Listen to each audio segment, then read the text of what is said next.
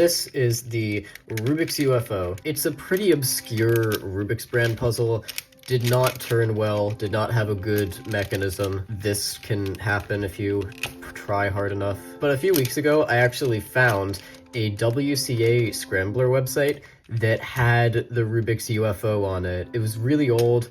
It was never competed in officially, of course, but it was there, which is really interesting. If you want to see that, I'm probably going to put that link in the description, but that got me thinking. This puzzle's like fully forgotten about. So has anybody ever made better hardware for something like this? Because this one sucks, as you could probably tell. There's like no corner cutting whatsoever. Well, a little bit on these sides. Nothing on the middle layer, and the middle layer is really annoying to turn, as you can see. There's also the 2-layer cheese, which is still not great, but it's like better. However, this puzzle, one, I'm pretty sure is discontinued. I could be wrong about that. Two, these side colors can be in any order whatsoever, as long as green and blue are solved and these all match up with the one above it. So this is not a true Rubik's UFO. On a Rubik's UFO, these pieces are essentially all corners. You've got the light gray versus dark gray faces, and then all these dots have to line up with the sides. So that's exactly what I made. You may remember me showcasing this design around a year ago. This is the 2x2 Honeycomb. Shout out to my friend Styx the Alien for naming it. And this one also has a mechanism that doesn't really allow it to corner cut, because I did not know how to do a good like squan rails mechanism back then, because that's how these top and bottom layers work. It's a squan mechanism. But I actually started speed solving this and got fairly decent at it even before I found out about the Rubik's UFO Scrambler. So I thought to myself, I want to make a magnetic speed cube of this thing, and boy was that an interesting journey. It'd be super cool to have this become like a non-WCA event that people speed solve. But anyway, here it is. This is the Speed 2x2 Honeycomb M. And turning demo, here goes. Pretty good. Pretty good. It's not perfect, but it's, you know, good. The one thing I would change about it is I would add more magnets. These corners only need one because this is a simple origin cut.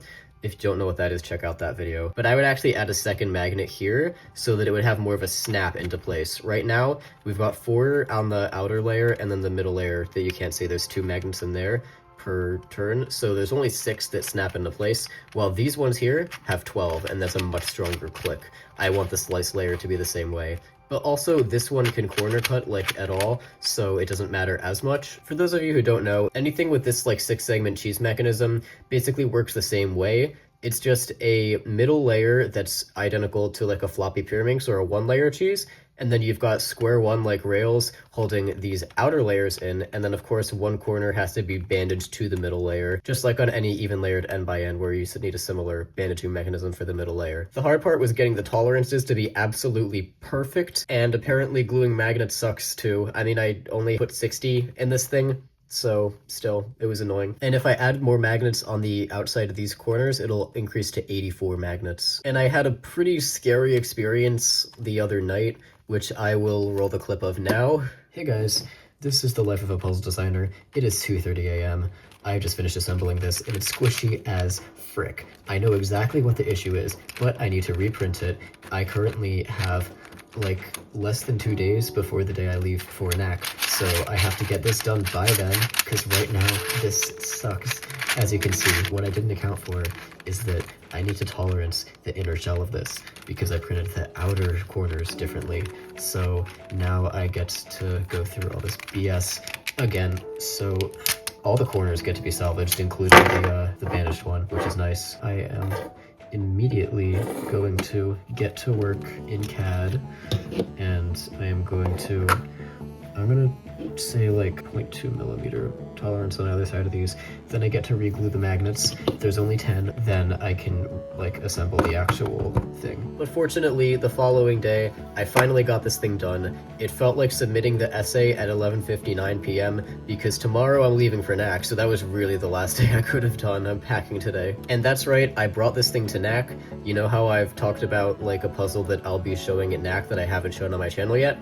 This is it. So if you're at North American Championships, please come visit my designer booth if you want to try this thing out for yourself. Whoa, I'm doing like U4s over here. It's actually crazy. Yeah, this thing turns really well. I'm extremely proud of it, even if it's not perfect yet. Oh, I should also mention, these look really shiny because I actually used a smooth build plate on these. Of course, there's still slight lines visible, but from like any distance, it looks almost flawless. So super happy with that as well. And I guess I'll do a speed solve of it. I can't checkerboard this, unfortunately. That is not possible. All right, here's our scramble. I think I'm gonna go with yellow first layer on this one. I will do a tutorial on this sometime, but I think I'll wait until it gets like sold by somebody. Also, I should note that I'm bad at everything on camera, so if I'm bad at this, it's not entirely my fault. I've been cursed. Here goes.